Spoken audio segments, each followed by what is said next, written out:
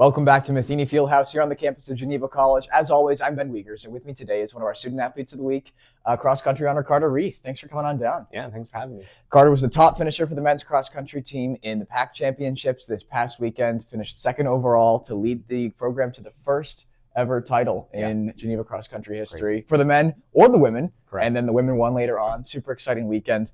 Karter, your last year with the team, you finally reached the goal. But before we talk about cross-country, let's look all the way back to the beginning. What brought you to Geneva? Yeah, Geneva College was one of the last universities that I checked off as I went down a list of almost 50 schools. Holy cow. So I cast a super broad net, knew I wanted to run, knew I wanted a faith-based institution, and knew that I wanted to be able to travel with the cross-country team. So I wanted to be a part of a team that I would be an impact player on. And in more ways than one. But realistically, Geneva checked all those boxes.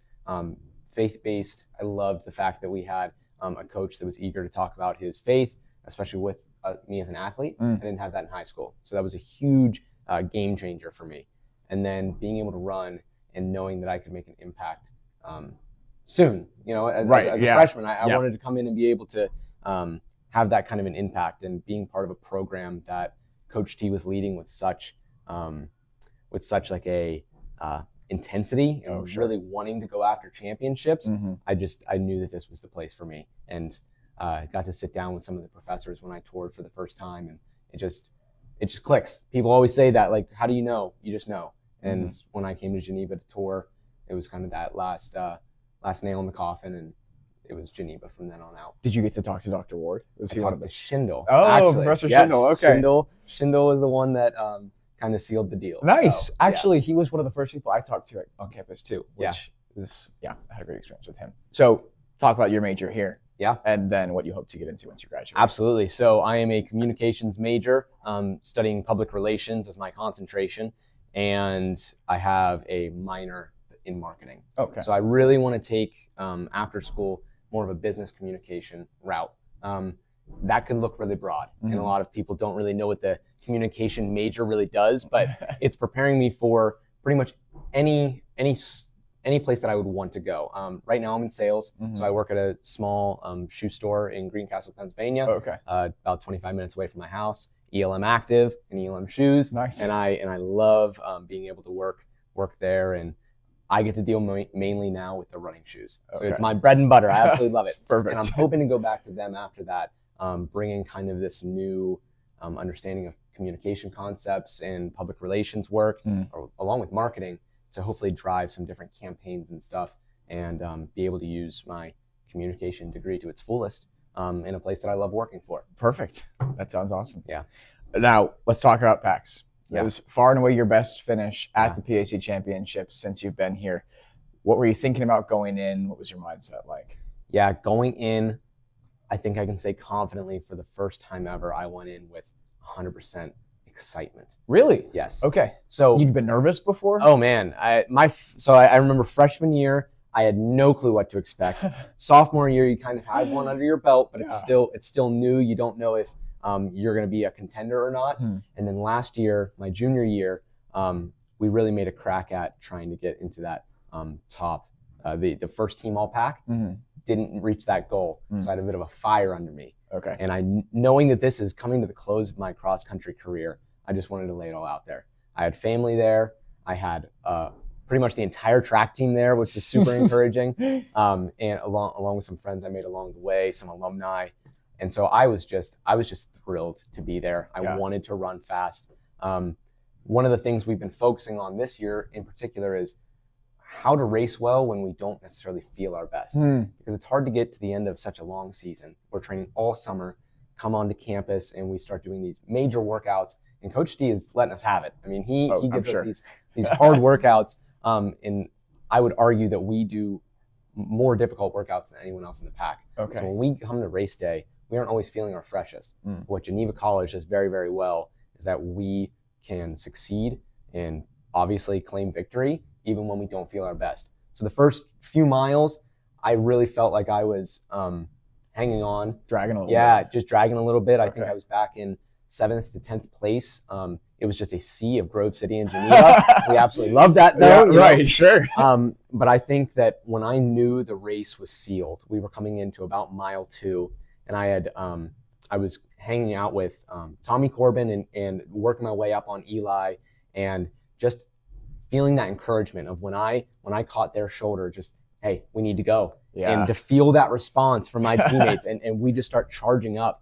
We started eating up Grove City guys, and it was wraps from there. I mean, we had the championship sealed by about mile 2 because we had put such a hurting on them. Okay. They knew that they couldn't come back. Gotcha. So that's a great place to be. Well, and I feel like you mentioned, trying to go for that first team all-pack spot, which is top 7.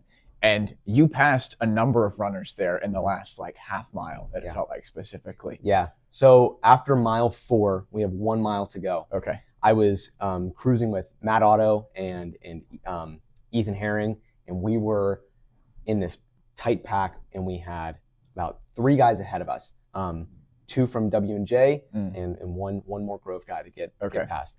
And I made the break with about a mile to go, and just didn't look back. Saw one of my old teammates on the side of the course. Okay. And I held up my fingers. I was like, 2, and he was like, yeah, Awesome. 2. You've got to go. And so for that last mile, it was just a battle. So I got up to the top of the final hill, and on the way we're going down, and I get passed by a W&J runner and a Grove guy. Oh man. And I'm just thinking, they had to battle that entire hill with me. Right. Who are they racing now?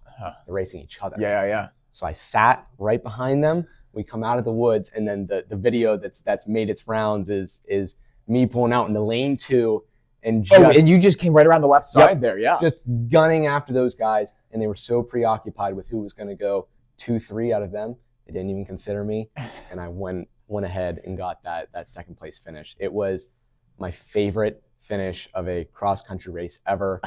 It was so electric. You had people just lining the sides, and to know that Geneva was going to put some guys in front of Grove's number 1. That was not expected. If you look at Grove and Geneva on paper, we weren't necessarily predicted to beat Grove City's number 1. Oh, really? Oh, okay. We were coming in hoping to split up their 1 and 2. Yeah. But we went ahead and just took the championship from them. And pretty handily. Yeah. And we're excited about that. You've talked a little bit about the guys you were running with. What was it like winning the championship with this group of seniors that has had, you're so close to tasting success last year, you've just come up through together. What's that like? Yeah.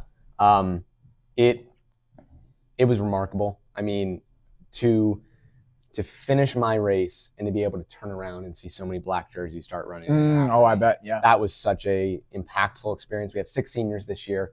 6 guys that wanted it more than anything to win that championship. But what I will say is that for the seniors, we've grown to be leaders. Obviously, Eli and I are captains this year, and we co-captain the program. But we couldn't do it without the rest of the seniors. Sure. We have such great leaders across the board.